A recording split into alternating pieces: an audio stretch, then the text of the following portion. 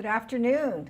I'm Siwa Pili Rose Amador Lebeau, and this is Native Voice TV. Welcome to the show. Well, I had a great weekend. I hope you did too. We're right in the middle of powwow season. I went to the second annual powwow in Fremont, and I'd like to congratulate the committee, which our own Sipatsing David Romero is part of the committee. But it was a great powwow. A little windy, but we can't control the weather. We enjoyed the little breeze, and at least we weren't roasting out there. But it was a very, very nice powwow.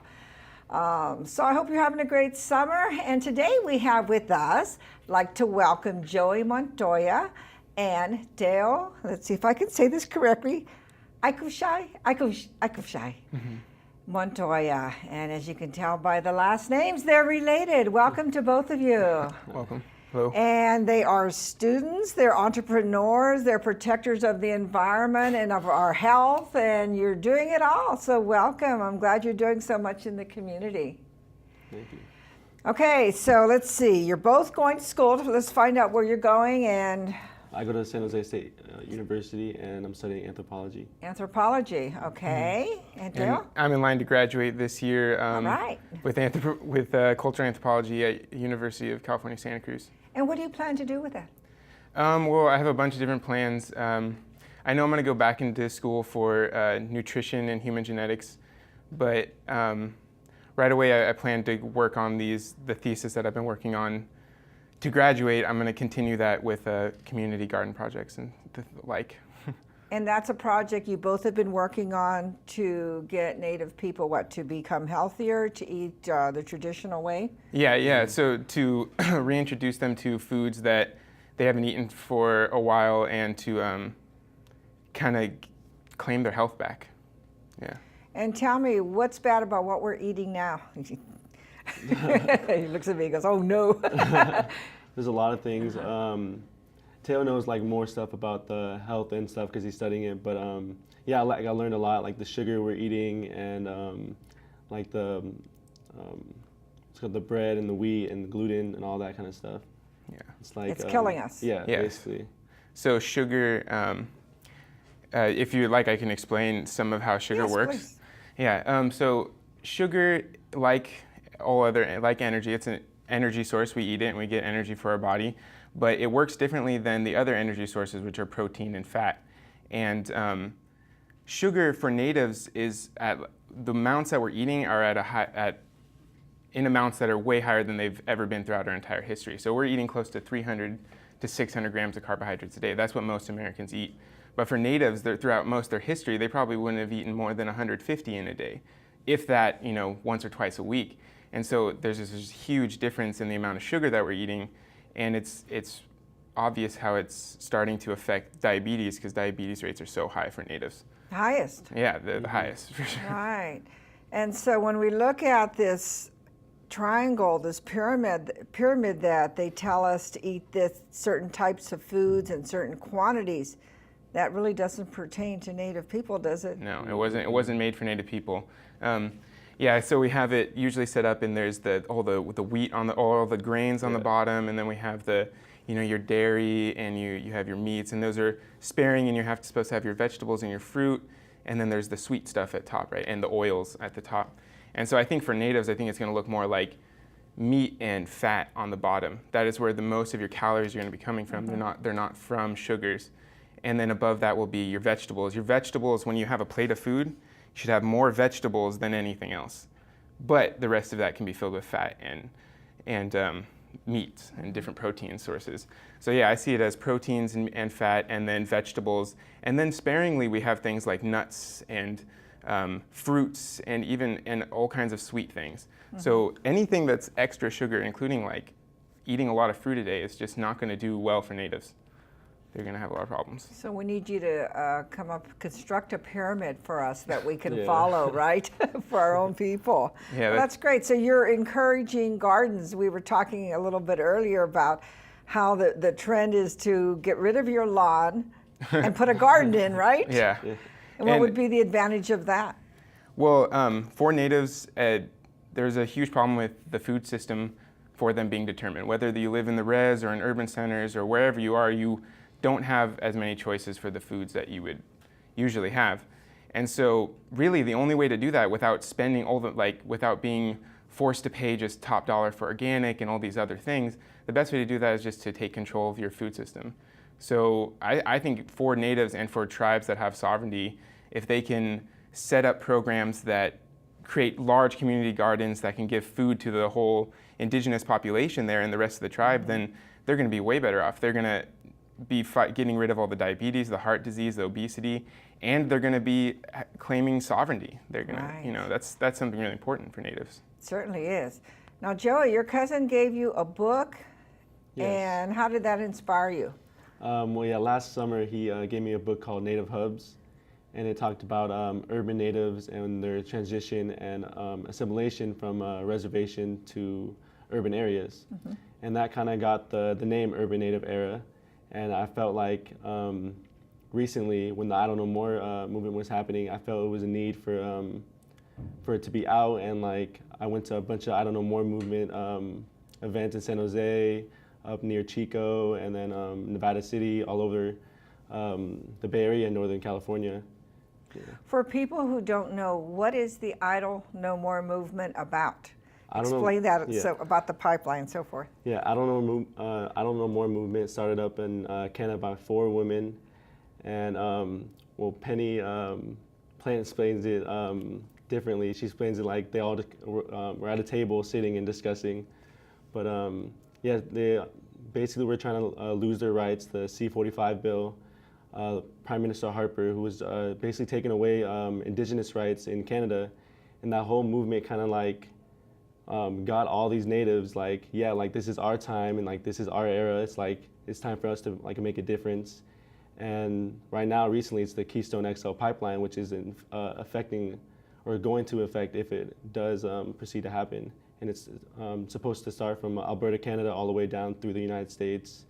To Texas, and it's going to be a huge problem in our lifestyle in the United States. Right. I don't think people understand that it will be going through reservations somewhat, but it still affects the environment that touches everybody. Yeah, right. Exactly. I mean, we just saw the tornadoes and all these the different imbalances, I guess, in our weather systems, and a lot of that has to do with these things that they're doing, like the pipeline and other things that they've done to Mother Earth to upset the balance. Yeah, it's what people don't understand. It's like we're not all perfect. So if we construct something like the pipeline, it's not going to come out perfect or in a way. And then we have nature, which is, it's not going to like care if it's there, or like it will just destroy it and like cause leaks. Like I've heard of like many leaks in the Blackfoot Reservation, and it just like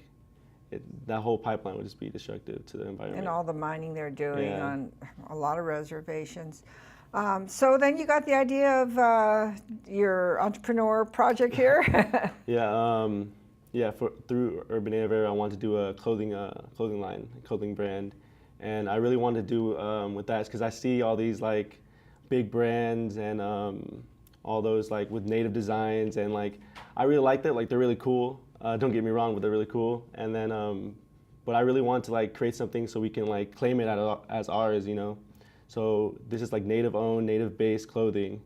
So and it's called Urban Native Era. Yes. Mm-hmm.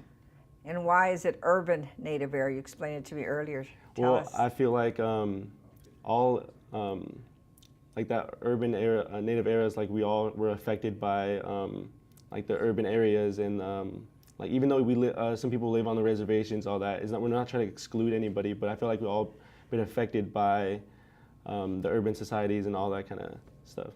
Okay, let's take a look at some of your designs here.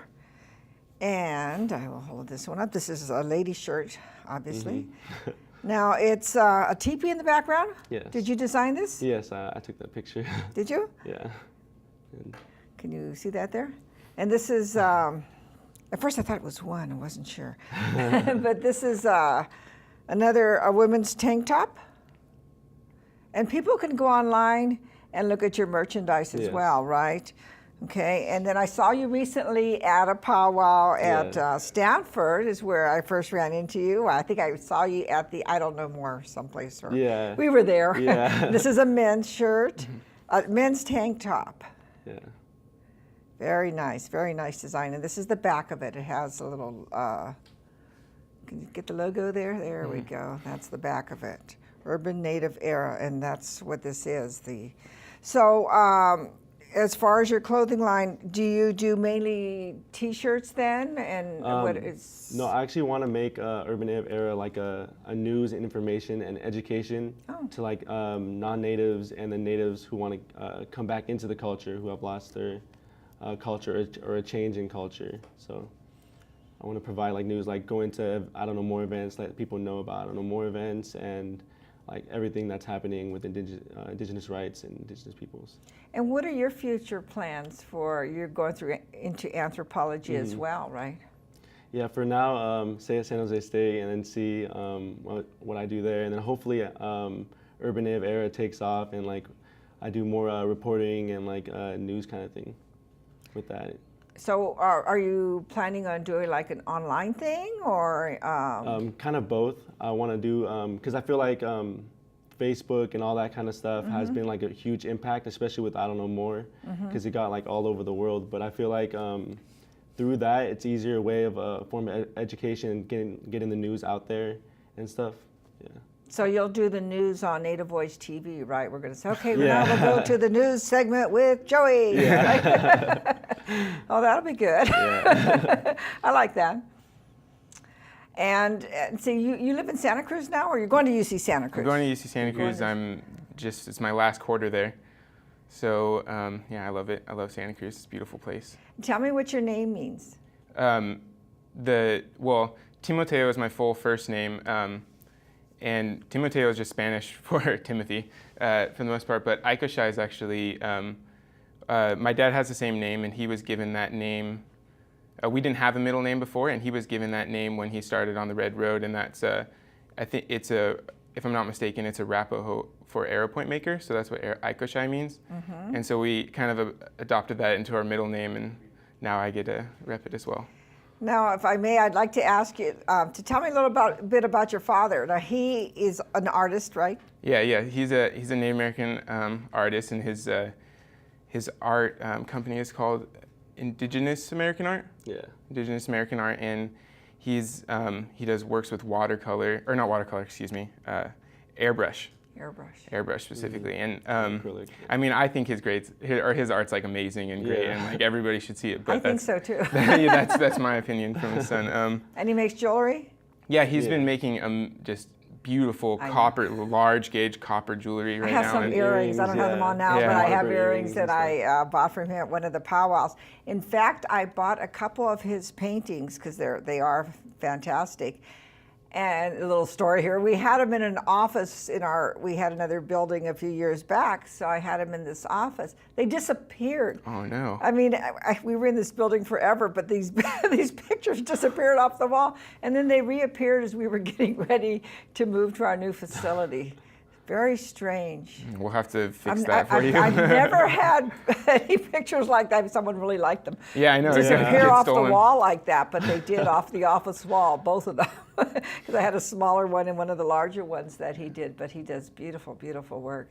Now, so are you going to start hitting the powwow circuit, or is that something you're already doing? Yeah, I just actually started going to powwows, but I actually want to like sell and bring Urban Native Era out to like powwows, and then I want to do like the clothing, and then I have artwork also that I want to like raise funds for Urban Native Era and like us traveling, and then also I want Teo to do nutritional facts so we can like educate natives while we're out like in powwows, and people come up asking questions like, oh, if I'm like feeling bad, like what should I do? And yeah, he'll be.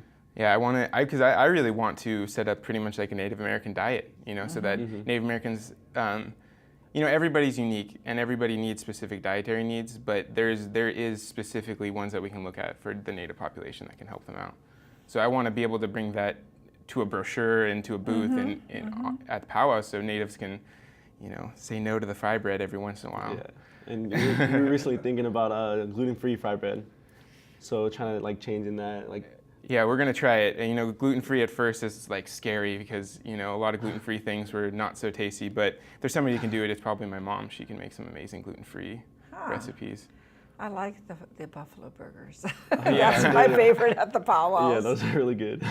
Now, are there certain plants or herbs that could be used for medicinal purposes from your studies? Well, from my studies, I mean, there's tons, and I don't have any off the bat. I think that there's a lot of herbs are good because they're high antioxidant value, and the antioxidants stop your body from pretty much breaking down. It's like oxidation happens. So there's a lot of good herbs. But that's what I want to set up. Is my idea after I get out of college is to set up a gardening project and garden community center that has like sweat lodge and medicine and kind of a Native American re-education center. So a lot of like learning about the herbs and learning about different indigenous medicines are going to go into there, so people can come and learn about it and learn how to process them and everything. Excellent. Now, can either of you tell me about your tribe? Lipan Apache Band of Texas is down in south of like Texas, and it's like on the border kind of, but It's like East Texas. Yeah, East Texas, and then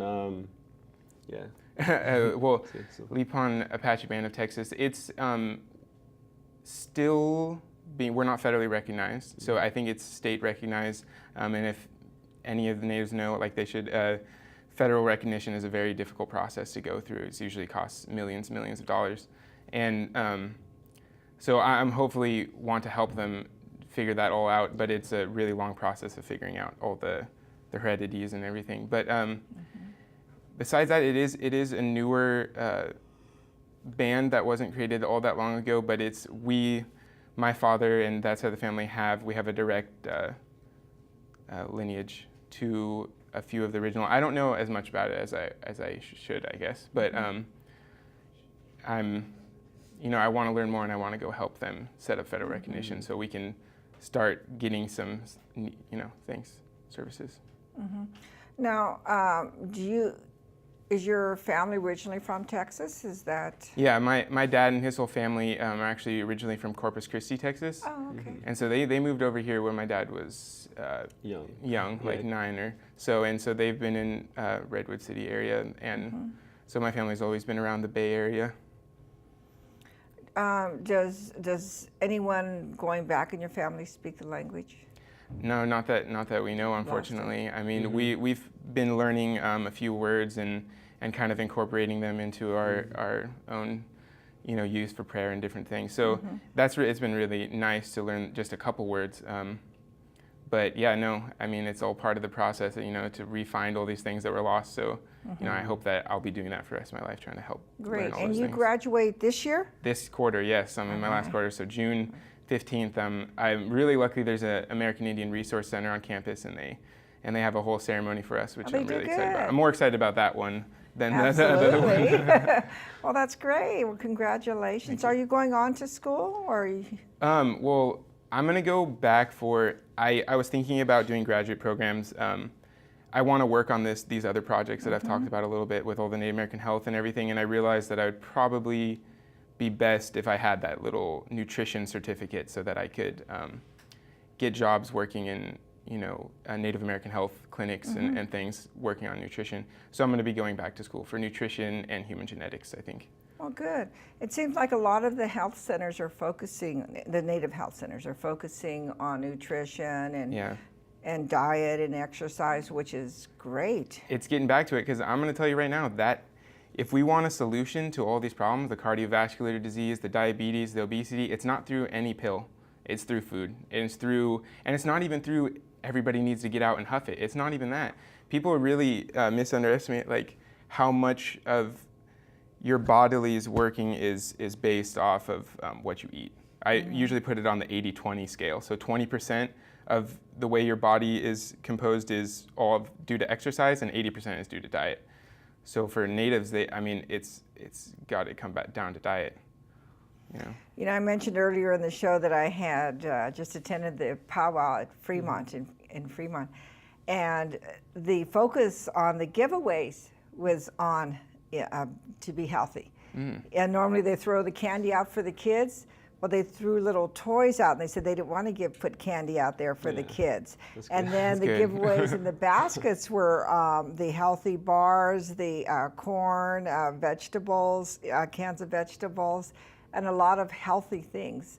So the whole focus on the giveaways at the powwow, which was really good, was all healthy, things. So it's a nice gift if it's healthy for you, I guess, than something that's going to kill you, right? Because, they throw the candy out there and the kids all run out, but they said they were intentionally not going to be putting candy out there. So. That's so great, because that's what I feel every time I see the kids eating all the soda pop and the candy and even the fry bread. It's just like, those weren't native. Those aren't for native people. They weren't, native people never ate those, and now we eat them, and they taste good to every human.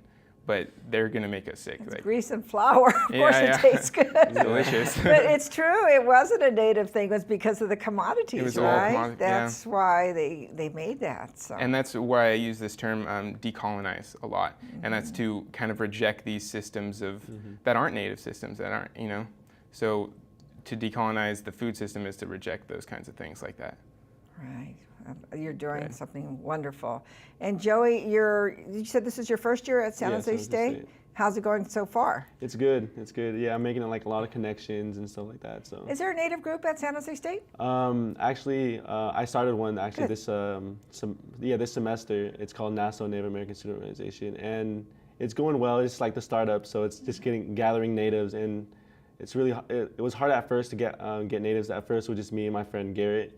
We were just at meetings, but then we started doing booths and stuff like that, and like a lot of natives just came up to us and just like, I want to be a part of this and stuff like that. So it's really cool. Good. And you need to recruit more to go to school. Yeah. Well, both of you. Really, I mean, mentor younger kids to go to school. So we have to keep it going. Because our own Kwasiwa Trinidad from Native Voice TV is graduating from San Jose City College, so we're so proud of her. She's over there in the shadows, but she's always helping out, and we're really proud that she's graduating. Of course, that all of our Native people are graduating little by little. Of course, we need a lot more numbers, but if you could encourage your younger siblings, family, friends to go to school, or help them if they're having difficulties, because the dropout rates are so high. And it's amazing. Yeah, I know. Because I've done a lot of student organizing throughout my career at UC Santa Cruz, and I always turn back to the fact that less than 0.5% of the student population is Native on campus. So when you walk around, it's not like, oh, there's a Native, or let's, it's like you don't see, there's no Native presence whatsoever. You don't have, your identity isn't even a part of the whole school identity. So it's really, to get out and be like, we're Native American Student Org, it's like, there's very little people. So when he started going to college, I just got like so proud of him, because he started it all himself and got group, and I know how difficult that is. So it's really great. And it's always nice, like when we go to Stanford Powwow, to see Native students graduate from Stanford. I mean, it's prestigious college, but so is San Jose State and Santa Cruz. But no, it really is important that we get as many of our youth to go to school, and I'm really proud of you guys that you're going. Keep going, get your master's, your PhD, and we expect you to graduate in a few years and come back and tell us what you're doing, and by then you'll be a successful entrepreneur here with your shirts. But I really appreciate all the work you're doing in the community, and at such a young age, and it's good, and encourage others to do the same. Yeah, I hope I can like bring people and bring the natives, like inspire them to do what like I'm doing, or do something different that like better. Yeah. Give me a message that you would leave our youth, a closing message. Let's see. Don't let anybody tell you you can't do something. Like go for it and like just do your best at it. I would say that, And well, I know it's really difficult out there to be a Native person, and so just really be proud and defiant about it as well. Like, don't be afraid to get the little Native swag out. It's like, show it. All right. Well, you're great, excellent examples and role models for our youth, and keep it up. And you at home, thank you for joining us on Native Voice TV. You know, we have a page on Facebook. So visit our page. We'll have pictures from the show, before the show. Sipatsing David Romero's our still photographer, and he's always taking excellent pictures. So we have a lot of the shots behind the scenes when we put makeup on the guys. That's always a good shot to see. But we have a lot of behind the scenes pictures on Native Voice TV. And then a lot of our shows are on YouTube as well. So you can always go to Create TV San Jose, or SJ, I'm sorry, Create TV SJ, and there's an on-demand. You can see some of our shows there as well. So just keep, tuning in, and we love to see you every week. So we'll see you next Sunday. Good night.